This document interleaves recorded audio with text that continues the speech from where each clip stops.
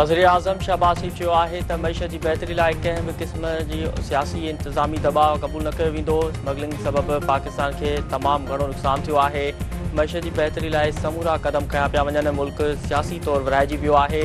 हौसला बुलंद रखंदड़ क़ौमूं ई चैलेंजनि में कामयाबु थींदियूं आहिनि। वशाम वाक़े सां पाक चीन लाॻापा ख़राब करण जी कोशिशि कई वई। दुश्मन जूं साज़िशूं नाकाम बणाइण गॾियल ज़िम्मेवारी आहे। वज़ीर आज़म शहबाज शरीफ़ सरकारी तक़रीबुनि खे रेड कारपेट इस्तेमालु करण ते पाबंदी हणी छॾी।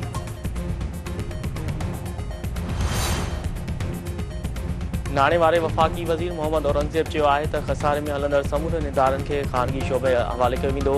IMF जे वॾे प्रोग्राम में शामिल थियण वञी रहिया आहिनि। घटि में घटि 3 सालनि लाइ नओं IMF प्रोग्राम घुरिजे। रमज़ान पैकेज 7 अरब रुपयनि मां वधाए 12 अरब रुपया कयो वियो आहे। शयुनि जे मयार ते कंहिं बि क़िस्म जी सौदेबाज़ी न कई वेंदी।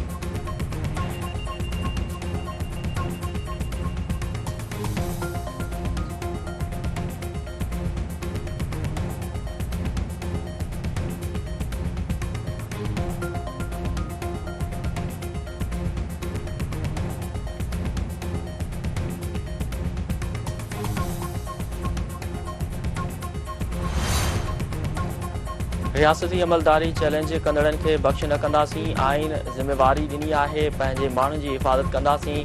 बलूचिस्तान में समूरा हक़ रुॻो पार्लियामेंट ज़रिए ई हासिल करे सघजनि था। जेकॾहिं ॻाल्हियुनि ज़रिए मसइलो हल थी सघे थो त वधीक बहितर ॿियो को रस्तो नाहे। बलूचिस्तान जो वॾो वज़ीर सरफराज़ बुगटी।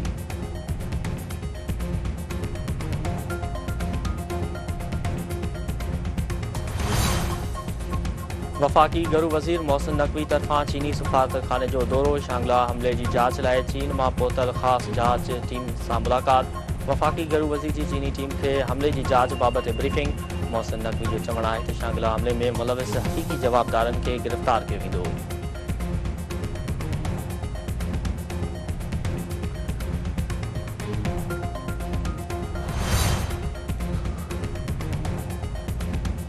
मुल्की तारीख़ में पहिरियों भेरो गॾियल वफ़ादनि वारी काउंसिल में नाणे वारे वज़ीर जी जाइ ते परॾेही वज़ीर शामिल। वज़ीर आज़म शहबाज शरीफ़ गॾियल वफ़ादनि वारी काउंसिल जे नएं सिर जोड़ जक करे छॾी। चइनी सूबनि जा वॾा वज़ीर गॾियल वफ़ादनि वारी काउंसिल जा मेंबर हूंदा। परॾेही वज़ीर इसाक़ डार गॾियल वफ़ादनि वारी काउंसिल में मेंबर तो शामिल। रेंजर्स तरफ़ां स्ट्रीट क्राइम जे ख़ात्मे लाइ गश्त ऐं छापनि जो सिलसिलो तेज़ करण जो फ़ैसिलो। DG Rangers major general Azhar Waqas जी सदारत हेठि आला सतही इजलास। ॾोहारनि जी गिरफ़्तारी लाइ जदीद टेक्नोलॉजी खां मदद वठण जो फ़ैसिलो। रेंजर्स इख़्तियार जो चवणु आहे त ॾोहनि जे ख़ात्मे लाइ हर मुमकिन कोशिश कई वेंदी। क़ानून लागू कंदड़ इदारा अमन अमान खे यक़ीनी बणाइनि।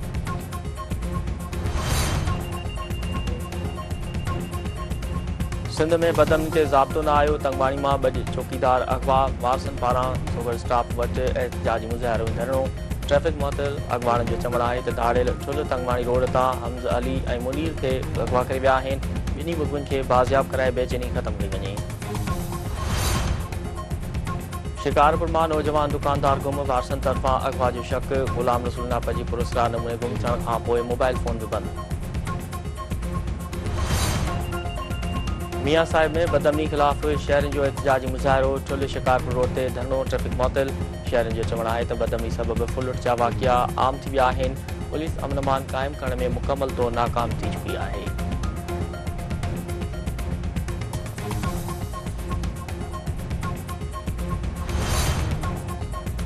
संगरार वासी निंगरी प्रिया कुमारी जी बाज़ियाबी लाइ सिंध मुसलसिल सरापा एहतिजाज। गंबट में प्रिया कुमारी जी बाज़ियाबी लाइ JWC जी एहतिजाजी रैली। टंडे अलियार में रामापी शेवा मंडलीअ तरफ़ां एहतिजाजी मुज़ाहिरा। शाहपुर जानिया ऐं ॿियनि शहरनि में बि एहतिजाजी मुज़ाहिरा।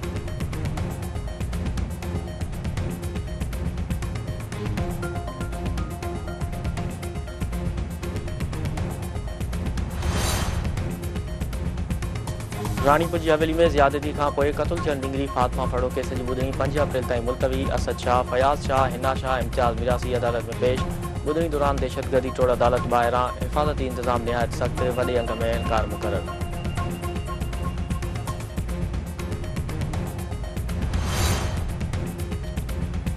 पेपर आउट थियण जे केस में सिंध पब्लिक सर्विस कमीशन जे असिस्टेंट कंट्रोलर समेत 3 मुलाज़िमनि जी ज़मानत वारी दरख़्वास्त रद्द। चइनि पटेवालनि जी ज़मानत मंज़ूर।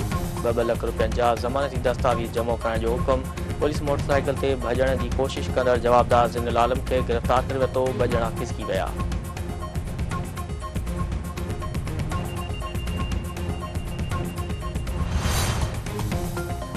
ककड़ भरिसां कारण इल्ज़ाम हेठि ॿिटो क़तल जवाबदार मीर ब्रह्माणी पंहिंजी भेण हीरा ऐं नौजवान आसिफ ब्रह्माणी खे क़तल करे छॾियो। महबूब अब्बासी बरणी।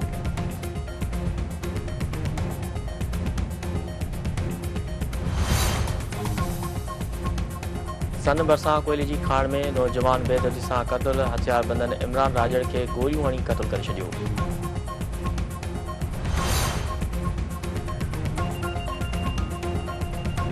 नौशहरो फिरोज़ वेझो 5 वरियनि जी नींगर जो कणक जे फसल मां लाश हथ। शेरवली मोबेजो जो लाश हथ अचण जे वालदेन खे बेहोश जा दौरा इलाइक़े में सो।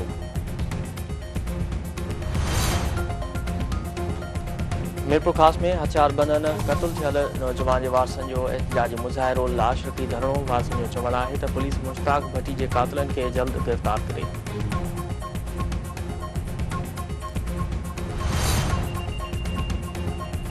सचल समस जो मेलो घुमण लाइ आयल नौजवान दोस्त जी गोली लॻण सबबि फौत। टंडो मस्ती वासी शाहिद ख़ासि केरी पंहिंजे ई दोस्त आमिर अली मरी जी गोली लॻण सबबि ज़ख़्मी थी पियो।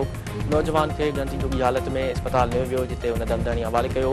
पुलिस आमिर मरी खे गिरफ़्तार करे पिस्टल हथ करे वरितो।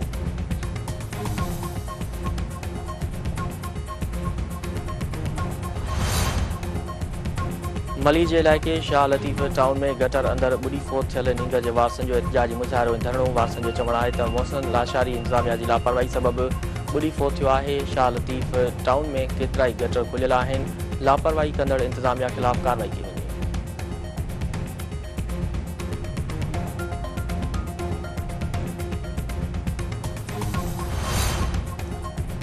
सिंधड़ी वेझो मुनासिब अघु न मिलण ते आबादगारनि पारां वॾफ मंडी बंदि कराए एहतिजाजी मुज़ाहिरो। वापारियुनि ऐं आबादगारनि में चक्रित सबबि मुख्य रोड बंदि, ट्रैफ़िक मुअतल।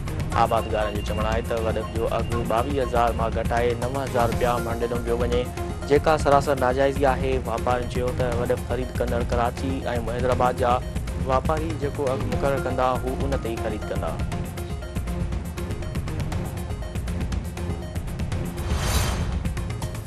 ऐं क़ौमी क्रिकेट टीम जो नओं कप्तान केरु हूंदो, फ़ैसिलो अॼु थींदो। बाबर आज़म हिकु दफ़ो ॿीहर कप्तानी लाइ मज़बूत उम्मीदवार। टेस्ट ऐं वनडे टीमुनि लाइ अलॻि अलॻि कोच मुक़ररु करण जो फ़ैसिलो।